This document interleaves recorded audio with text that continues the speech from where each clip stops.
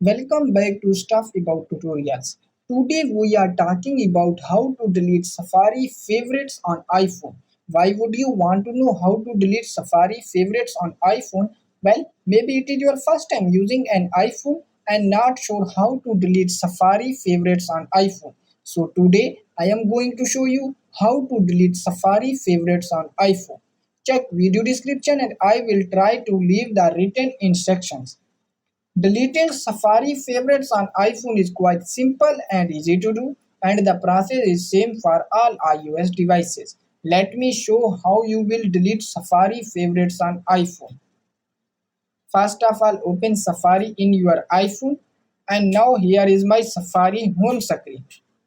These four are my favorite sites in Safari, and now for deleting these sites, first hold this and then in these option click on delete option in the bottom, and now your favorite has been deleted, and now you can delete your all favorites like this.